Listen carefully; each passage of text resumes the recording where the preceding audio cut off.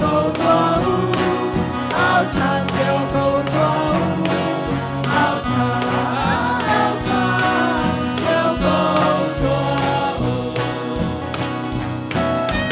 xin qua xuân nào ở đâu đi lại tình chung áo lại đâu ôn lên chung qua xa làm đi lo cho về cả tu lo cho về cả tu lo cho về cả tu tiếng ta cùng chờ để nghe ta đi có lên ta đi cha Amadona Warazu Ibyate Agante Ibyate Agante Ibyate Agante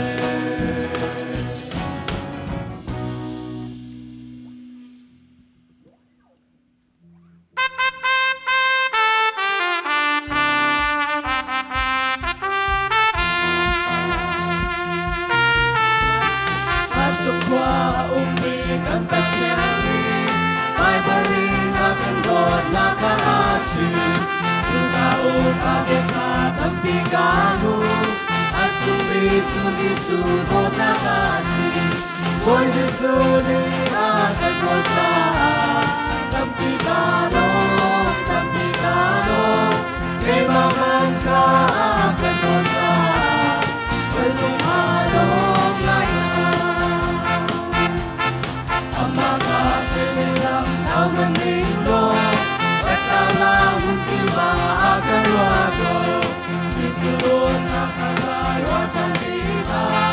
Ako't sumarilangin katigo Boy Jesunin na katota Tampigano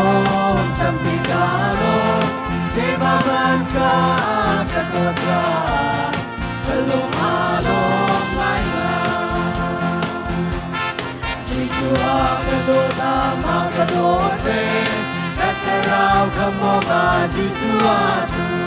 Tota rin pala mahaluanaw Sisua katota ipesiko Boy Jesunin na katota Tampigano Kay maman ka katota Palungalong layan Alayan sa pasyang umiga Kalasong bitsumahila sila Asong sa tungawin panamati Sisulia katota kasama Boy Jesunia katota Tampigano Kay maman ka katota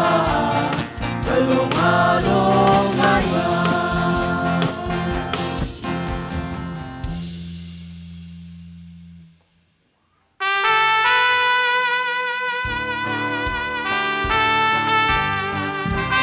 Alun ng kasawa, aswan ng puti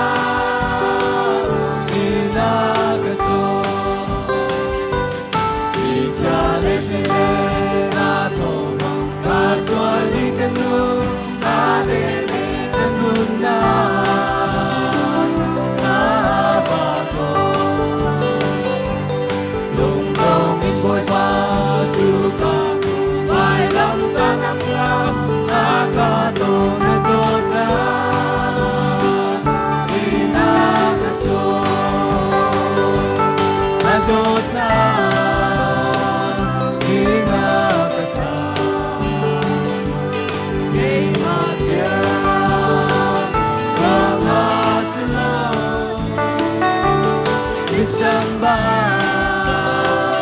Iswa Yesu Adonai Inakato Sifat Sambawin Keitano Zona Bukiti Akak Kanuna